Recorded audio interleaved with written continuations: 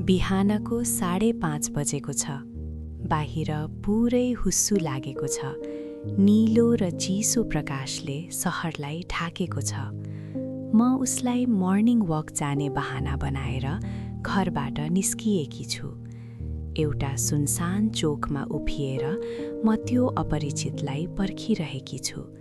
चिसो सिरेटोले मलाई कामिरहेको छ, तर त्यो भन्दा बढी डरले मेरो मुटु काँपिरहेको छ।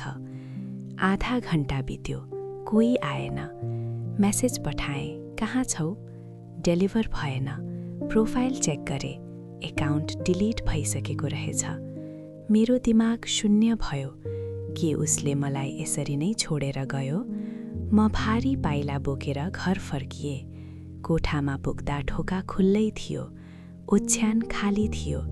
टेबलमा मेरो बोयफ्रेन्डको चाबी र एउटा सानो चिट राखिएको थियो। त्यसमा लेखिएको थियो, त्यो डिजिटल भ्रमभन्दा मलाई तिम्रो वास्तविक सत्य मन पर्थ्यो। तिमीले मलाई नै अर्को नामले खोजिरह्यौ। मेरो हातबाट फोन भुइँमा खस्यो।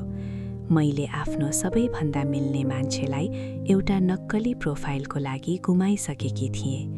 हुस्सु अझै बाक्लो हुँदै थियो र म त्यो खाली कोठामा एक्लै उभिरहेकी थिएँ।